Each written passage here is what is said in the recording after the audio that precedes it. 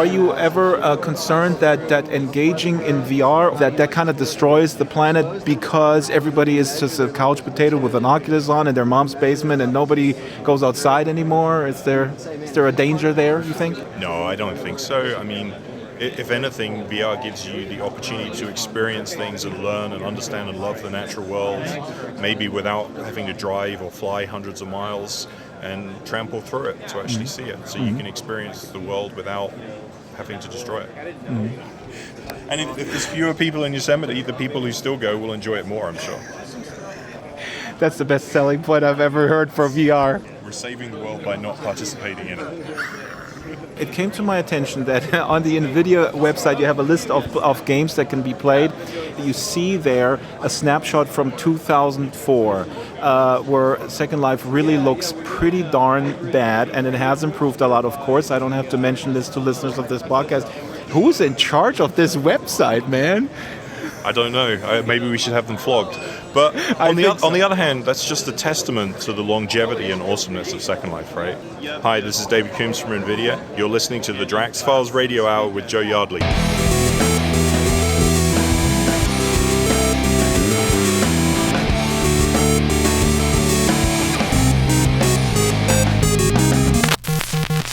Hello there and welcome to the Drax Files Radio Hour with Joe Yardley. My name is Drax Dupre.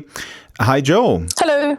Good evening. Today, we'll have a whole bunch of shorter conversations that I recorded with virtual luminaries at the SVVR conference in May. And coming up right after this, Noni de la Peña on her Trayvon Martin experience she made for Gear VR.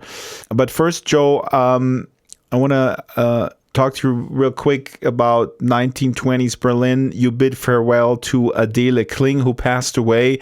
It's a really nice community celebration that you had for someone that probably nobody really knew in real life, right? Well, a few of us knew her in real life. She had a few real-life friends that she also knew on Second Life. But yeah, most of the people that were there were just her Second Life friends. And it was really quite touching and wonderful to have this gathering of people in virtual reality, talking about her and her real-life family, being able to observe this on their computer, even though they themselves had no experience with Second Life. It was clearly quite impressive to them to sort of see how much she meant to so many people. And of course, to outsiders, it's a bit strange to see all these little cartoon figures saying, "Oh, we're really upset about her death." But I think we made her family realize that behind every cartoon figure was a real person, and that through Second Life and virtual reality, Adele managed to have an impact on people all over the world, because that to me is the best thing about Second Life, meeting all these people face to face in a way that you would otherwise never ever meet. Later today on the show, also on our new segment Origin Stories, we have a remembrance of Lumiere Noir, a very influential Second Lifer who also passed away quite suddenly. He was in Second Life from the very beginning. He built the Ivory Tower of Prims. We have two people that kind of echo what you just said, how important that is, that you actually do know someone. I mean, for us, this is kind of completely normal, but it's still hard sometimes to explain that to other people, that they're just not less real than anybody else, the people that we have relationships with in Second Life.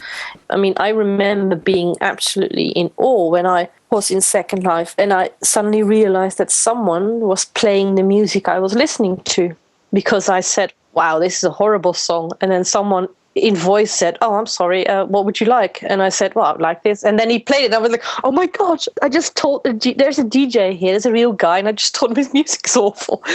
I had no idea. And, I had the same reaction when someone was actually playing a real instrument, and suddenly the coin dropped, and I thought, there is someone across the world sitting behind his computer playing his guitar, and we're listening to it. What I think is important is here that in that sense, Second Life is VR. I know VR now is being associated with, it's a platform that requires an interface, just like mobile requires a mobile device. But virtual reality is what its definition of virtual reality says it is, and we can add things to it and we can change it, but it will always be just a virtual surrounding.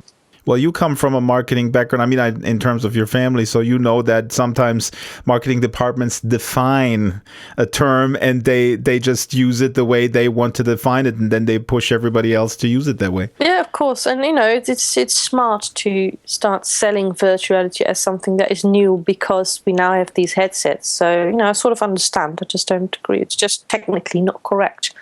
Real quick, a couple housekeeping notes. You can get in touch with us any which way. Ping the show's avatars, Drax files, send us news scoops, press releases. Let us know what's happening in Second Life and elsewhere. On Skype, you can leave us a voicemail under Drax files as well. And radio@draxfiles.com is the email address. Now, you can become a sponsor with us. You have your banners displayed on the website, and you're mentioned every single show. And every show, we do a special spotlight on a particular sponsor. This week, I want to mention Mike Denany from The Den. He makes fine homes and fine architecture, reasonably priced and made with really, really nice detail. Mike has been on the SL Teen Grid as a youngster and had a business there. He learned the ropes of prim building and then started learning mesh. And here he is with The Den. That's his brand. Go check him out. It's the banner right there on the right side. You can also support us on an individual basis by taking out a voluntary subscription of $100 Linden per month. That's $25 Linden per show. And we'll send you a nice subscription device by Chris Lehman from Botanical. Now, Joe, last week we talked about Sansar anxiety, and this week we've seen a press release by Linden Lab picked up widely around the tech press that Project Sansar has the first beta testers. Sorry, first private alpha. Yes, they've opened a very small back door to a few people, and I've been asking around, but I don't know yet who these people are. So if it's one of you, let us know. We won't tell anyone. I can't confirm or deny. Well, I can deny it. Yeah, your invitation is still pending, Joe. Maybe, it's lost in the mail, just like the check for my last music project. Yeah, maybe the blackmail pictures I sent haven't arrived yet. Ebbe is saying then in the release, I'm quoting, "We want to lower the barrier of entry for VR experience creation. Project Sansar will do for virtual experiences what WordPress has done for the web, empower a broad range of people to create with professional quality and reach global audiences." So we talked about that last week. That sounds incredibly enticing, I think. It's very exciting that every bit of Sansar news is actually, being picked up. There's not much negativity, which is rather nice. To be honest, I was sort of expecting people to write, "Oh, look, Linden Lab's trying it again, but we remember Second Life, and that's rubbish." Well, they kind of do, though, because the article that I was quoted in QZ, I mean, it's not that it wasn't as simplified, but usually that's kind of a very tempting way to frame it for the press. They failed, and now they're trying again. They're not negative about Sansar, which is nice. I mean, they bring up the past, they usually do. Yeah, but that doesn't surprise me at all because the tech press is all about the new and shiny. Linden Lab is, they've got the ball, and let's hope they're not going to drop it, and let's hope that they're going to make their goal at the very right moment. Anyway, everybody knows what we know, and we don't know anymore, or if we do, then we can't tell you. But what I want to know is how to learn C#. So listeners, where can I learn C#? I'm just not bright enough to do it, I guess. Isn't that a music note? I can play a C#. Yeah, I could do that. What's the problem? I can play it, but I can't program with it. I can't even script in Second Life at the moment, so I'm just going to stand back with that for a while. You'll hire a script slave. Yeah, or seduce. But I just have to. I'll be too busy building stuff anyway. And as I have been for the last 6 years, I'll do the building, and I'll ask friends and other people to do the scripting because my brain doesn't do that. Briefly, Joe, before we play the VR conference interviews about our ongoing debate about Second Life reputation, there was an article on Fusion.net that came out just when we taped last week's show about the abandoned campuses of Second Life, with very, very selective visiting of educational places in Second Life that were abandoned and didn't work out for whatever the reason was. Now, I just want to say for the record, the title, it's clear that the title is not false advertising or anything. The writer did just selectively tour educational places that are no more. I was upset, and the reason why I commented on New World Notes, which maybe I shouldn't have, but I did it, was that I was upset about that easy, lazy type of journalism that picks a sensational headline and then finds things that support it. It doesn't do anybody any service. Because people have been pointed out, well, Draxter, why are you so upset? He's touring abandoned campuses. Isn't that factual? Those campuses were abandoned. No, my point is that this feeds into a preconceived narrative that people have in their heads, and it's not really good for the debate. I don't think it's just complete waste of paper digitally. I've only spent literally one afternoon in journalism school, but I just think that if I would write about something like that, I would think that my article was not quite complete if I didn't look into how education was doing in Second Life today outside of those few places that I visited. Because pretty much all my landmarks that are older than 5 years don't lead me anywhere. Those sims are gone. I mean, would you write an article about the abandoned jazz clubs of New York and then just go to the 5 jazz clubs that have closed and deduct from that there's no jazz? No, I would write about abandoned jazz bars, but I would not make a conclusion out of that, that there is no more jazz. But even if you look at websites, how many websites of 5 or 10 years ago are still up? And that suggestiveness is what I was critiquing, because it is a simple clickbait strategy to have something that falls into this preconceived narrative. And I wouldn't be upset if the Daily Mail would do this.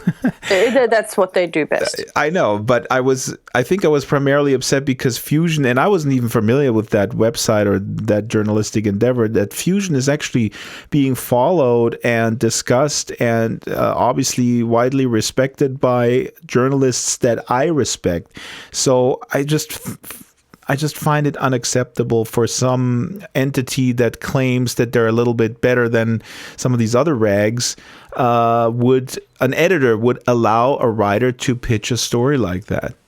Yeah, or at least have a conclusion like that. I mean, it's absolutely fine to write about... No, not only the conclusion. Actually, maybe in all fairness, one could argue that they didn't come to the conclusion that education is completely dead.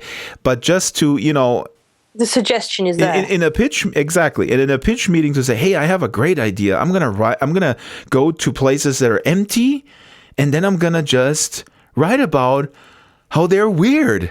Is that a good idea? And the editor says, that sounds like a great idea. I mean, this is like, what bizarre circus is that? But were those sims empty or were they gone? I mean, if you go to schools at 8 o'clock in the evening, they're all empty. Doesn't mean they're no longer working. That's a point that was made by Inarape and Sierra Laval, both great bloggers who pushed back at this. And I forgot who made that point, like how ridiculous it is to actually write something like that in the summer where kids are not in freaking school. I don't want to brag, well I do, but I try not to. Second Life 1920s Berlin has been doing really well for almost 6 years or over, I don't remember. But we're doing really, really well. But of course, we've got a strong community. Every house is rented. We have waiting lists, etc., etc. But there are still moments when you come to 1920 and there's nobody there. Yes. Anyway, we got to go to the feature section of the hour. Various interviews from the SVVR conference from May this year in San Jose. Let's start with the godmother of immersive journalism, Noni de la Peña, now with the Emblematic Group. She's talking about her virtual Trayvon Martin experience that she she showed at SVVR. Trayvon Martin, the black teenager who in 2012 was killed by a neighborhood watch commander, George Zimmerman, and this incident started the Black Lives Matter movement in the United States. We'll hear more context as we go along, but word over to Noni. This piece puts you on scene with the 911 calls. And we took the architectural drawings and renderings of the complex and we built them one-to-one. And we put you outside first with Zimmerman and then inside the apartments after the 911 calls are coming in.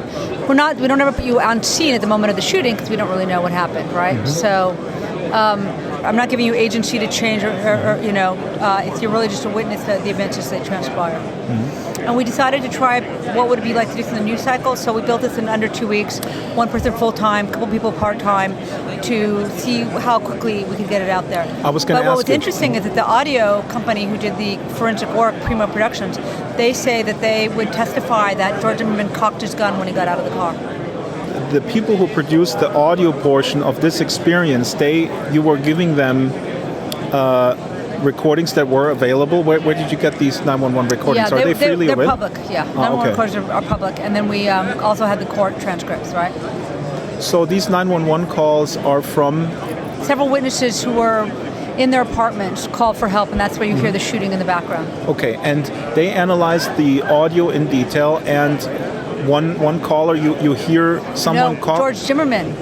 When he called? When he gets out of the car, they say that they would testify, that's how certain they are, that George cocks his gun when he goes to give chase to Martin. We've got to remind the listeners that George Zimmerman himself called after he saw Trayvon Martin and from identifying him as a suspicious person, and then called in, hey, I have a suspicious person, I'm gonna go after him, and they said you don't have to do that, and they said, the cops said you don't have to do that, but he did anyway.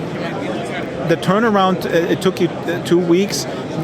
That's amazing. So basically, in the very near future, you could imagine breaking news happens, and very quickly, a news outlet could produce a piece that is available for people to experience it in another way other than the evening newscast. That's right. I think that in 2 years from now, you are not going to want to look at the video of like the Boston Marathon bombing aftermath, right? Mm-hmm. In terms of the architectural drawings, we're not talking about people yet, but in terms of the damage to spaces, you're going to put on your goggles, you're going to pull out your mobile phone, you're going to slip it into your goggles, and you're going to be standing there on scene seeing what transpired. I mean, we know architecturally being able to scan stuff is becoming a really simple principle. You've got Project Tango, you've got all kinds of people working in this space to show how quickly you can be able to use a lighter-like experience too. Right. And Matterport over there, they're collaborating with Project Tango, so you can just scan it. We have a Matterport, and we needed to start working with it because it'd be very exciting to do that. Okay, so you're being confronted with the criticism all the time. VR cannot create empathy. I'll show them the 54 pages of guest book notes from the V&A Museum in which I ran Project Syria for 5 days unadvertised. So anybody who came into that museum of all age groups having to wander in from around the world. And I was told by the curator they'd never seen such an outpouring of people expressing anguish and pain and concern and caring and having a sense of empathy towards what is happening in Syria. So I can show them videotapes. With Syria, maybe, evidence. But let's look Trayvon Martin, and you as well as I, we live in such a polarized society, and I have still discussions with people who I otherwise very much respect. I'm just going to keep talking. That would say, well, why didn't he stop? I mean, he must have done something. So there's such a strong polarization when it comes to issues of police brutality. Let's keep Syria out for a moment. But about police brutality, do you think you can change someone's mind, or at least have them reevaluate their own preconceived notions about authority and legitimate use of authority when they watch this piece? I don't know what happens for change at the end of that. I don't know the answer to that question. But when you look at that BuzzFeed video I did for use of force. With use of force, yeah. And you see we're now at almost 650,000 views and pages of discussion about race in America. Certainly people are asking questions. And I think that as a journalist, that is my role. So, after speaking to Noni, I spoke to a Norwegian journalist who was following her around by the name of Hanne Stoltenberg from D2 magazine in Norway. She had just experienced the Trayvon Martin piece. She was visibly shaking, to be quite honest. I asked her what she was writing about, and frankly, the answer was quite surprising. I'm here to report on virtual reality and do the first big story on virtual reality in Scandinavian mainstream media. That is amazing. The first big story in Scandinavia, in the Scandinavian countries. Are you saying that nobody knows about virtual reality? It's no, I mean, under the radar? It's been small like news clips whenever something's been going on, like whenever there's been something new on the market. There's never been... It's usually economic angle, like Facebook buys Oculus? Yeah, stuff like that. Mm-hmm. So there's never actually been anyone who's tried to explore the effects that VR is going to have on culture. On culture and on ourselves as human beings. Yeah. And so you're following Noni a little bit, and she's of course really on the forefront of using virtual reality for other things other than games. Yeah. And tell me what you experienced right now. We're at the booth of her emblematic group. And what does she have here exhibiting? I experienced the Trevor Martin piece, which I know was a big news story in America, which obviously was also covered in Norway, where I'm from.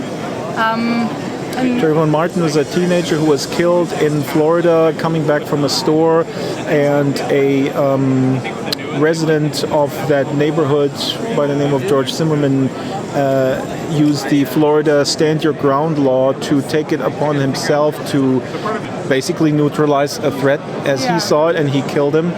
And so Noni put together this on, what are these headsets? The Samsung Gear VR? Yeah. What do you see when you put it on? Well, when you start off, you have George Zimmerman in a car to your left, and then you can see Trevor Martin right in front of you on the grass, maybe 10 meters away, and he's walking back and forth, looking confused perhaps, or you're not really sure what he's up to. And then you can hear George Zimmerman talking to someone, I guess from neighborhood patrol, like at the station. That's from the 911 call center. Yeah, and then Trevor Martin starts running, and George Zimmerman gets out of the car and goes after him. And then you shift, and then you start seeing the perspectives from different neighbors who are hearing. And I think that for me was one of the strongest things, was hearing the audio of Trevor Martin screaming for help. Unbelievable. Yeah. While you see what? When you hear that, what do you see? Then you're in the living room of two neighbors, and there's a woman and there's a man, and the man is standing by the window, and the woman is calling 911, telling them what she's seeing and what she's hearing. And I think the stress in her voice, combined with hearing Trevor Martin screaming for help outside, and then the sudden shot, that felt really powerful to me. And then you start shifting to different neighbors' perspective, and by that I think the shot has already been fired, and they're sort of talking to 911, all of them, about. You hear the shots also? Yeah. And so what does it with you? I mean, did you have an opinion? Like I was just talking with Noni, the Trayvon Martin case and some of these other cases, they elicit very strong opinions in this country specifically, where some people say, well, he must have done something wrong. Yeah. Other people say it's a tragic, it's an overreach, and it's a back and forth, and positions are very hard.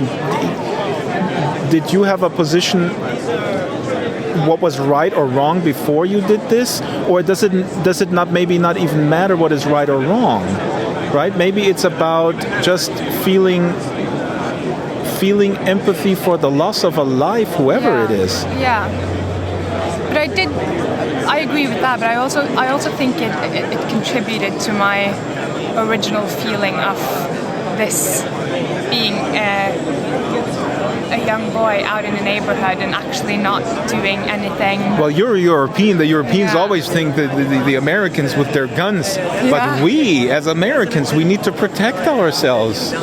It's such a foreign concept for us Europeans that it's, a story like that kind of has a tendency to get get the spin in media, like those crazy Americans with their guns. This is what happens. Yeah. So in other words, you're biased. Yeah. anti-American. No, but I also thought it was good that we didn't actually get to see what happened when the shot was fired, because then you're actually in the living room with the neighbors. Right.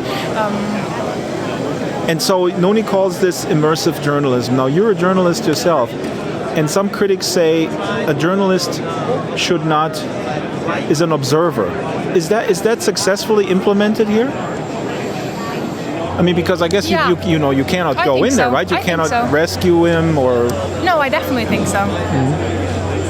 And I also think the fact that she didn't try to construct any kind of version of what happened where we actually don't know what happened.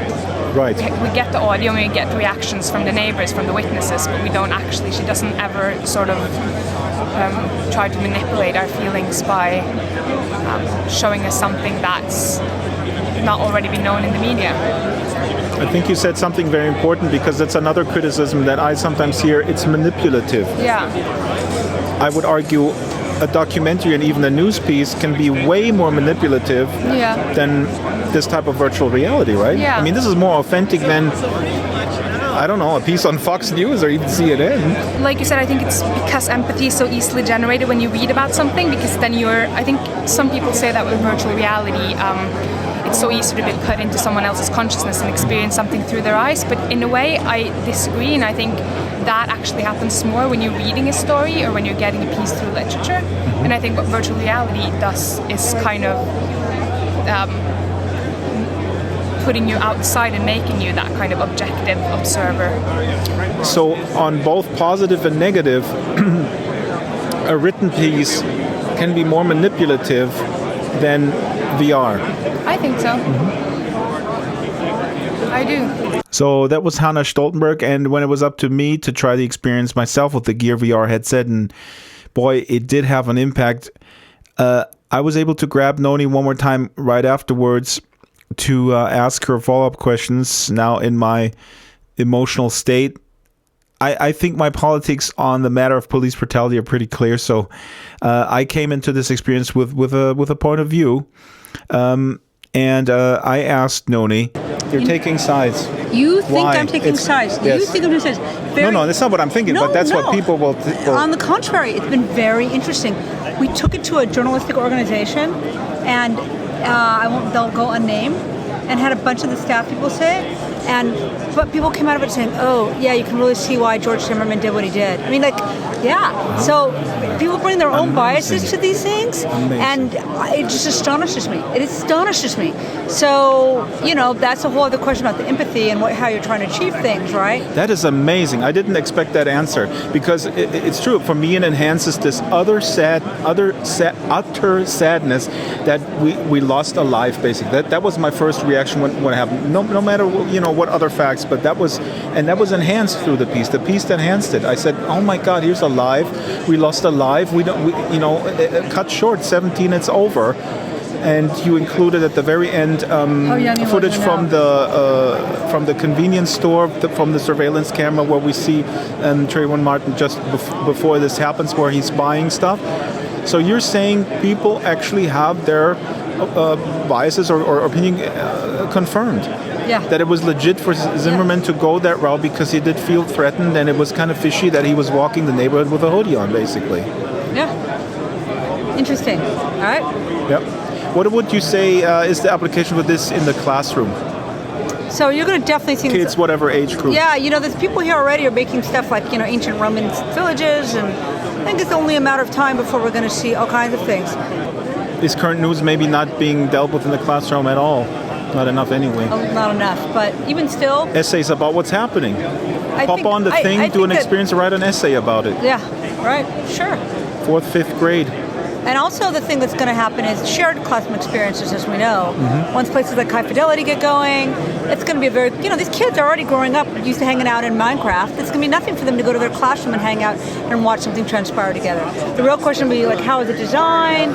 How do you, make it so kids aren't bumping into each other? All that sort of stuff, right? So lots of cool stuff coming in immersive journalism and education from Noni's brain. And interestingly enough, as she talks about designing building these things fast. The next clip I want to play is from Matt Bell, the co-founder of Matterport, a camera that lets you make a 3D model of interior spaces in record time. It's a little bit pricey, but it's pretty astonishing what it can do. And here is Matt explaining more about Matterport. The camera is about the size of a lunchbox, and it has a mixture of image and depth sensors.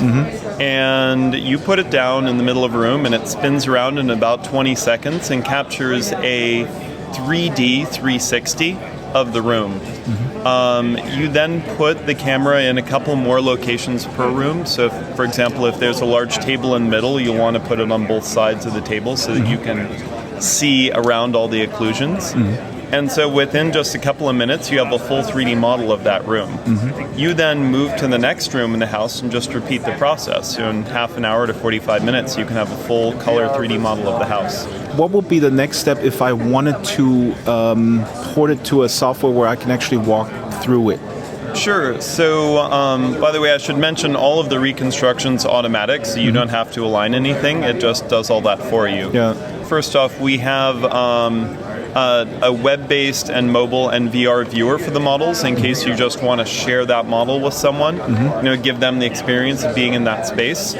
If you want to add additional functionality or pull it into third-party software, you can download an OBJ file that contains a textured 3D mesh. And so that way you could pull it into other tools and work with it there. And that is already textured? It is already textured. So I could actually put that into Second Life if I wanted to, and then I could sell my own house to other Second Life users. Give people tours in Second Life of the house. We have to bring it back to Second Life. Last time I checked in, the camera was a little prohibitively expensive. That's correct. It's mainly aimed at projectionals who capture 3D spaces for a living or work with 3D spaces for a living. So like architects or real estate agents, that sort of thing. That said, we are working on a version for capturing small spaces that is handheld and would be aimed at individuals. And so we're working with Intel using their RealSense tablets and then Google's Project Tango. So basically, those are both mobile devices that have built-in 3D sensors. So we have something where you can wave that tablet around and it will start to build up a model of the environment in 3D in real time. But you're talking about an existing tablet. It's something that I could sort of put onto an existing mobile device? No, it's built into the mobile device. I see. So it would be like the next tablet you buy would have a 3D sensor in it. And I vaguely remember a Kickstarter of something, or somebody sent me a video with something I can clip onto a tablet. Oh, yeah, so and that's I forgot the product name. Occipital or something like that. Yeah, that's something that we may support in the future. It's a similar idea where you have a 3D sensor attached to a tablet. We're primarily focused on areas where it'll have mass adoption, like in the millions. And in terms of the use cases, this is mainly going to be something where you can rapidly capture a small space or an object with it. And how are, when you approach the real estate market or realtors, how are they adopting it? I mean, I would imagine that they love it. It's been adopted really fast. We only started selling the cameras a bit less than a year ago, and already we have massive adoption by big realtors like Redfin, Apartments.com is using it, and then a variety of other realtors, large and small. It just makes the process of shopping for a home and selling a home so much easier.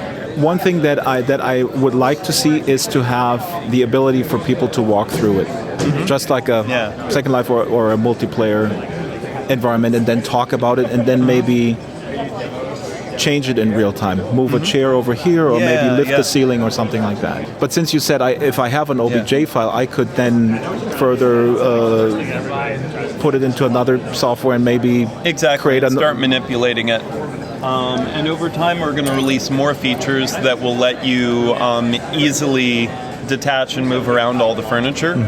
And so, we just want to make it as easy as possible to work with these real 3D spaces. Right now I see little dots on the screen here on the demo. I'm assuming that I press the dots and then my camera moves into that direction. So we see the interior of a house. Yeah. And I see dots, and then when the dot disappears, the camera moves in that direction. Is that your navigation? So right now? yeah, that's our navigation system, and that way you can have a look-based navigation system that is very simple and straightforward. That way you don't have to hold a game controller or anything like that. Last question: How would you solve the problem of VR, of communicating in VR? So I think for communicating with other users, it's got to be voice, right? You're not going to be texting in VR. It's just texting is a very 2D interface, and if you're immersed in a world, it's too hard to do that. So I think it's going to be voice, and then there will be hand controls for like actions in the environment. And that will be picked up with like a 3D sensor on the outside of the VR goggles. High Fidelity, Philip Rosedale, who the founder of Second Life, doing now High Fidelity, and they outsource. They abandoned text chat. Actually, they have an ability where you can just script your own interface if you wanted to. Since we're on that subject, I have one added question.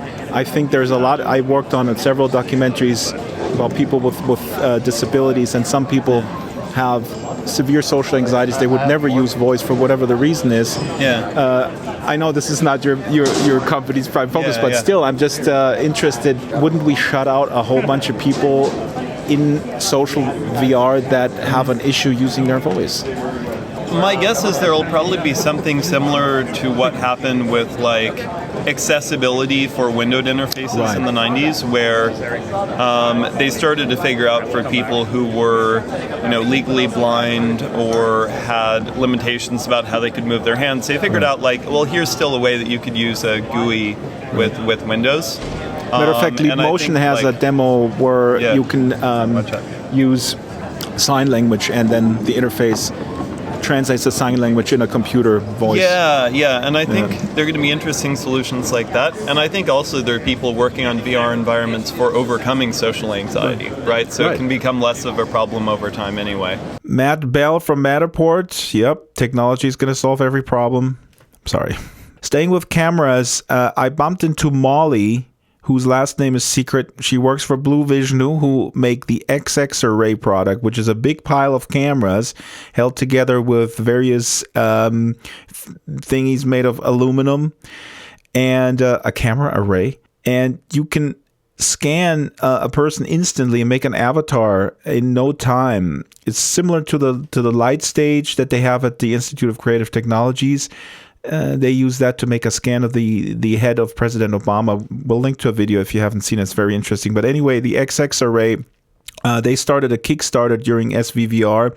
And Molly mentions that Kickstarter is defunct. I think they stopped it, and they're working on a new one. We'll keep you posted, because I want to have Molly on also talking about if an avatar from XX Array might be able to import it into Second Life or Project Sansar in the future. But here's Molly. We have a 90-plus camera capture array, and you would go inside, you'd stand with your arms out, so we capture in what's called T-pose, which is an animation-friendly pose. In a fraction of a second, all the cameras would go off, and you'd be done. You'd be captured. And can I use this avatar then in other games? How do I use it? Yeah, so it comes out, there are different file formats that it comes out in, and you're asking somebody who's highly non-technical all the technical stuff, but I do know that But neither am I, so this is the beauty. Good. We're both just completely displaced people. We're almost making it up. Yeah. But I know it's true Everybody because I've seen it. Yeah, I know, right? They just sound better than I do. Yeah, exactly. But so you could put it in video games, you could put it in virtual reality. I'm sure that you could find a way to put it in Second Life. You could put it in WebGL applications online. There are tons of places that you can use this. Yeah. And I was just earlier saying that wrongly that Mixamo must be a competitor, but it's actually something. Mixamo is doing different things, and there you can rig that avatar that comes out of your system. I can put it to Mixamo and then rig it there, for instance. Right, and you can add whatever motion capture data you want. So exactly. That's I'm amazing. nodding, but you wouldn't see that on the yeah. Now that's amazing, and it looks really, really photorealistic. But look, my avatar looks really cute, right? Yeah. Oh, you're so cute. You're so cute in person, though. Okay, you're cute in real life. okay, let's face it. I could lose, let's say, 20 pounds. So when I scan myself in with your system, could I then instantly lose these 20 pounds? Yeah, you know what? If you know a digital artist or you can do some of the work yourself, absolutely. I mean, we can do it for you, but we have, a campaign running where we would just give you your model. But yes, I mean, for sure, that can absolutely be done. There are programs to do it. What's the status right now? You have a Kickstarter campaign? Yes, we do. We have a Kickstarter campaign where we're actually giving this capture opportunity to developers and to consumers everywhere. Or in North America for now, not everywhere. North America mostly right now. So the Kickstarter is to fund a North American tour. So we're trying to get this 90-plus camera array mobile so that we go around the North America and hopefully in Europe eventually, but we go around North America and we capture people. And we get people their actual avatars. Oh, now I get it. That's amazing. So you have to go on, you have to, I mean, that's amazing. You go on the road, you capture people. So you have to understand our clients are movie studios and game companies, and we're giving the same exact quality to the people. That's that's what we want to do, because we think everybody should have access to this stuff. So you're already doing this. Yes. Renee Zellweger was in there, or whoever. Well, we haven't captured her per se, but we've captured, celebrities, and absolutely, we did we've done a bunch of different movies. And see, this is one of those projects I have in my head that I want to do in Second Life. I want to rebuild my grandfather's house, and I want to create avatars that look like my relatives that passed on, and they have some sort of bot functionality where they talk about their lives when you click on them, or you can interact with them. So I could... Yeah, but they're not alive anymore, so I can't scan them in with your system. I have pictures, yeah. That, we can talk. I don't know how that would be done, but it sounds doable to me. So how much money do you need for this Kickstarter campaign? So we're asking for 100,000. That's that's our goal. We're at about a little over 30 right now. We only have a week left to go. So it's a limited opportunity, but we're really hoping and very hopeful actually, because being here at SVVR, people are really excited by it. That would allow you to go across the country for how long? About 3 months. About 3 months. I mean, technically we need more than that. We're tiny. We're a really small company. There are like 4 of us there. We've been working our butts off for 3 years. It's enough to get us started and start giving people these avatars that we think people will enjoy. How did you get started in this as a non-technical person? I got started because my husband is a creative technical person, and so he kind of forced you into this. He forced me. All you wanted to do was knit. Don't tell him that. Yeah, right. Oh my gosh, I wish I could knit. I can knit, but I can't purl, and I think if you can't purl, you're kind of screwed. You can do one stitch, and it looks the same. There are knitting circles in Second Life. Actually, they discuss knitting. Don't tell me that. I love You said earlier I can't do Second Life. problem. I'll never get out of it. I'll never leave. I would be so addicted to it.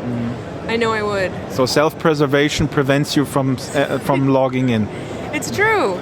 I got close once and then I had to walk away because I knew that I'd be like, I just would never leave. So for all of you people in there, I admire you. I think you're fantastic. I'd love to meet you one day. I can't do Second Life because I wouldn't leave. I would spend my whole life talking to you guys. But we're well worth talking to. Well, thank you. Seems like it, actually. Thank you. That was Molly with Blue Vishnu and XX Array. We should give her a tour in Second Life, I think. So said we keep you posted on their new Kickstarter. Next on tape, I found from SVVR David Coombs from NVIDIA, who needs no introduction due to his station ID. Here is David explaining what NVIDIA does. Yep, I was not afraid to ask him a deep question like that. We make GPUs that are used in personal computers for video games, in laptops, in supercomputers to do all kinds of scientific research, and we also make a range of Tegra-based SoCs which are used in Shield devices, which are our range of game playing products, and they're also used in all kinds of embedded things like cars and fighter jets. One of the most interesting things we're doing right now with Tegra is the Drive program, which is teaching cars to drive themselves. Oh, really? You're involved with that? We provide very high performance SoCs that can be used inside a car that can handle multiple streams of high definition video at high frame rate, and that's the kind of stuff that a car needs to be able to ingest that information stream, high frame rate, high quality video, and then needs to be able to process it so that it can drive down the road. So that takes a lot of computer horsepower. So you are giving the artificial driver, the car, a visual feedback on what's actually happening outside, so the car can... We're taking the video in and doing the object recognition on the video. I mean, we're providing the horsepower that enables people to do that. You're working on military applications as well? We're involved in all kinds of fields, anywhere where GPUs are needed. We supply GPU horsepower. So oil and gas, medical research, virtual reality, obviously, as well as video games and entertainment. Where would you say virtual reality stands today? Is it still sort of an in-club where we're all here? Yes, it has grown since last year. Carl mentioned that, but it's still... Is it still kind of insular, you think? Well, one of the arguments you could make against that is that with projects like Google Cardboard and the Zeiss VR1, VR is actually more accessible to people than it's ever been before. You can basically take any Android cell phone or an Apple cell phone and put it inside a piece of cardboard that costs $20 and run some software, and you can have a VR experience that isn't far off what you get with a DK1. I mean, an Android device is as powerful as a PC from 5-6 years ago, and it actually has a lot of connectivity technology in it. I mean, it has GPS, it has Wi-Fi, so you can move around in the world with an Android device in the way that you can't with a high-end gaming PC. So that could be something that you could apply into a VR real-world environment. Where am I? What am I experiencing right now? I mean, you've got temperature. You've got a barometer. So you could in theory, change people's avatars based on how hot they are. So what are you exhibiting here today? You have an Oculus here, DK2, I suppose. We are a controller. We're proud to say that we are powering most of the high-end VR experiences today. We have a long history of producing extremely powerful GPUs, and for a high-end VR experience, you need high frame rate because you've got to get latency down. Latency is what causes motion sickness, so we've got to have a high frame rate to keep that down. We want to render at a very high resolution, and those are two things that both require a lot of horsepower. And then there's other things that we can do inside the driver to reduce latency. So we're optimizing our drivers to reduce latency, and we've got some technology that developers can take advantage of, like multi-viewport rendering. So what that does is, instead of having to submit the entire scene for the left eye and for the right eye, you submit the entire scene to be rendered once and then split it out inside the GPU and render it twice inside the GPU. So it reduces the amount of bandwidth required on the input side for the rendering. And then we've overhauled our SLI. SLI is our scalable link interface. It's how you use multiple GPUs in the same PC. We've overhauled that to play nicely with VR. So we get really good scaling off of multiple GPUs. Do you have any competitors? Do you just laugh at the competitors? AMD or whoever?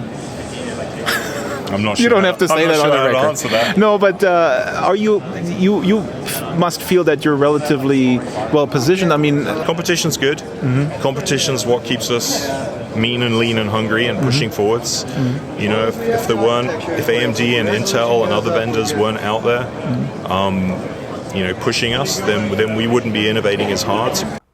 David Coombs from NVIDIA. And one more interview from SVVR before we wrap it up on the show. I have, for you, dear listener, Breakroom VR, a product from Muir VR from Iceland. Breakroom gives you the chance to escape your dreary workday and go to the beach or the forest or a beautiful empty silent room. Yes, I know that sounds like 90% of Second Life, but seriously, Breakroom VR, it's an interesting concept.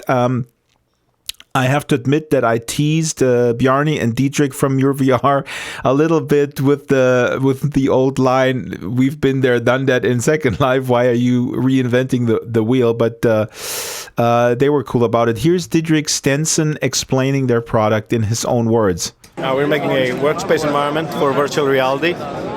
So it's basically for people that work in open workspace environments, like Google or Facebook.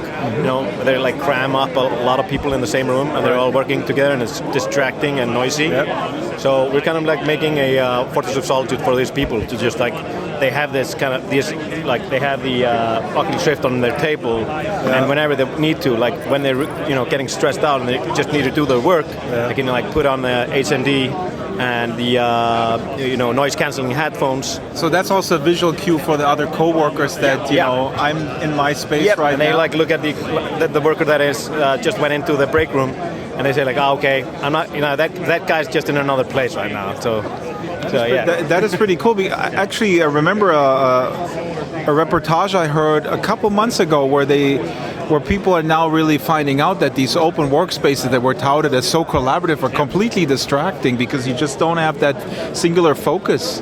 Yeah, like the entire volume of Harvard Business Review in October 2014 was basically evolved around articles that were saying like how bad the open workspace environment is affecting the workforce. So we're basically solving a lot of the issues and with giving the people the choice to jump like into their own like optimal workspace environment. I don't know if you said this is Didrik Steinsen and you are again? I'm Björn Jonsson. Björn Jonsson, and Björn said earlier to me that you can work on a beach and like beautiful environments, but I was just thinking, can I work in a cubicle? Yeah, if you want to. We have that. Yeah? We have an office in virtual reality. But concretely now, and I saw you have, you have a hovering, let's say Google Docs or something I could collaborate. What type of work do you suggest people could do in break room? What type of work? Yeah, what type? I mean, you could sketch out what you need to do, but you can't really use the applications you need to do your job right now. Mm-hmm. But that's like that's our goal in the end to launch like applications into the environment. But right now I can see people where they use their mail a lot, schedule meetings, write emails. You can use PowerPoint. You can use Office 365 through your browser. You can use Google applications. So anything that works in the browser, you can work in it. Mm-hmm. Yeah. We're looking into some options now about reading documents directly, PDFs and simple documents that we can read the document format and display it. Mm-hmm. Opening attachments in mails directly through the web. So we don't have to go. But again, I mean, like the name also suggests it's kind of not supposed to be a complete like 8 hours a day work solution. It's just I need a space right now. I need to kind of decompress. I go into the break room and then I come out refreshed. We're working with environment psychologists in making the environments. Mm-hmm. So the environments, they actually have this positive impact on how you feel. Mm-hmm. So if you're really stressed out, the environments have like these simple colors, the sense of nature, sounds that make you calm. The wind in the leaves. And so when you go into this environment from this like hectic, noisy, distracted environment of the open office, you get like this instant relief. Just like walking into a park suddenly, just from your seat, like you just like appear in some other place. It's probably extremely related to like the feeling you get when you play Second Life. Not for me because I'm a Second Life celebrity. This is true. No, but for me, I would need a third life to relax because when I go in there, we usually make something. We usually build a set. So I always. I need break room in Second Life. That's what I need. What you need. I think you need to run Second Life in break room, and when you get tired of Second Life, you just turn your chair around and look at a video on the other side. You hear a little something going behind you, just ignore it. So break room VR in Second Life is what we need, or maybe we just need a break from Second Life, or maybe we build a Second Life welcome area simulation in Project Sansar to relax. I don't know. I think everyone needs something different to balance their lives. That was some tape from SVVR, and I have more where that came from, so stay tuned the next few weeks. We also have tons of interviews from the Augmented World Expo. But Joe, we're at the end of the show. Is there anything you would like to recommend? No, not really. Not this time. I mean, life's just going on as usual. In 1920s Berlin, I'm assuming? Yeah, I still don't get out much. I'm very sorry. Please do feel free to invite me to your place if you want me to come and have a look, especially if it's historical. Please invite Joe to Project Sansar so she can get out a little bit more. Yeah, also I will stop nagging all the Lindens about it if you do. We're going to work on the Linden Question Time project, so that's going to be exciting. Linden Question Time is basically the extension of Ask the CEO, I guess, or it's a different form. So it's still worked out. The format is still being worked out, yeah. Yeah, we're still working out, but the basics is that we're going to give people in Second Life the chance to directly ask Lindens about pretty much whatever they want. So that's going to be exciting, and we'll keep you updated. Yes, and we certainly will.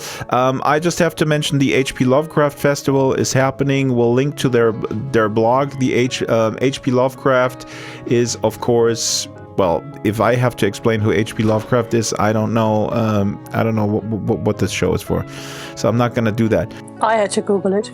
Jesus Christ, Joe. Go and read a freaking book.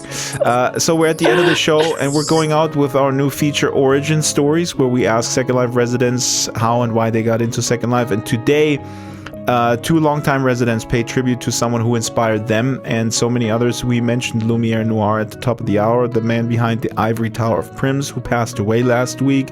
He touched many people's lives, including mine, when I came into Second Life in 2007 and tried to learn building, guided by the tower. Here are two friends of ours and his, remembering what Lumiere meant to them and the community. And I'm saying thanks for listening, and goodbye, Joe. Auf Wiedersehen. My name in Second Life is Marianne McCann. And my name in Second Life is Justin Esparza. Lumiere Noir was a pivotal member of Second Life, teacher who created the Ivory Tower Library of Primitives, where millions of Second Life members learned what to do with Second Life's basic building tools. I remember seeing Lumiere building it before I actually met him, and I watched him from afar.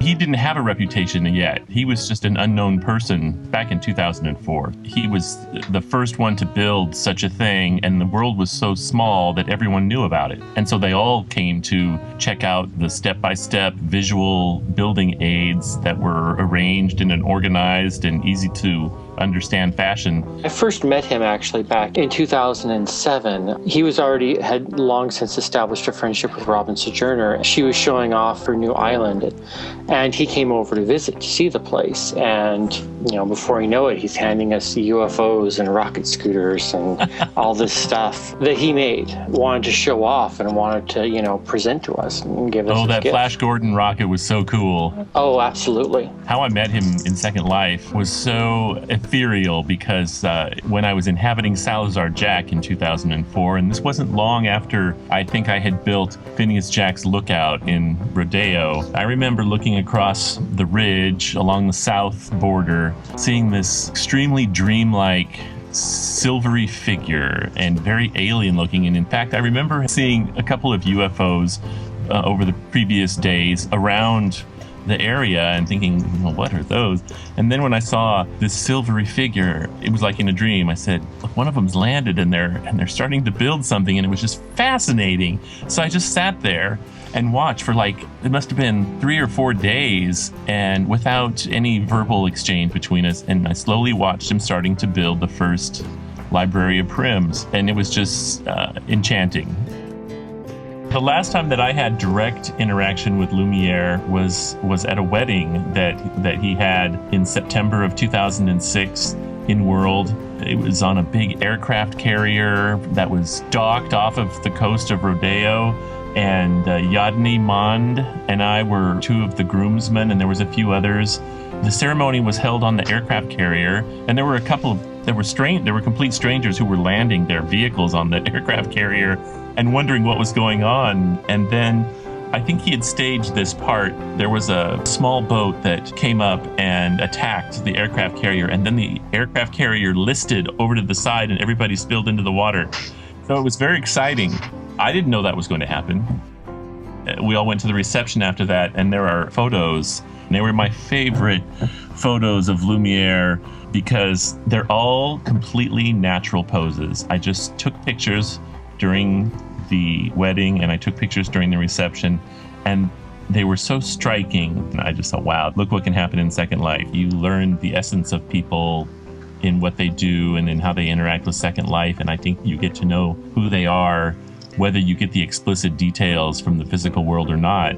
I think it comes through a lot of times in symbolic ways or in subtle ways, but you get to know the people without having to know all about the physical world reality of their lives. There are people who I've been very close to in Second Life, and still are, who I really don't know a whole lot about their first life. And in the end, I really don't care that much about what they're doing in their first life unless it's something that they care to share with me. I know the essence of the person from what they share with me. I did know Lumiere fairly well from what he chose to share in the world. He's logged out of his first life avatar.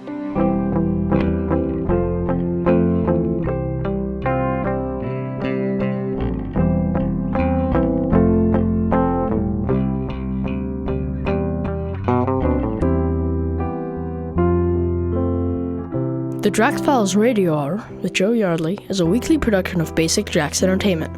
The show is supported by Maven Homes, Giza Creations, Botanical, Strawberry Sing, Abranimations, Arrows Avatars, Ison, Caravel Design, Humanoid Animations, Avacon, The Cube Republic, Loki Elliott, Fateware by Damien Fate, The Avazines Publication Family, What Next, Bright Canopy, Dutchy Furniture, Landscapes Unlimited, Dwarfins, The Den, Following Gods Incorporated, Feroche SL, Giant Snail Races every Saturday, Kona Stream, and Death Row Designs.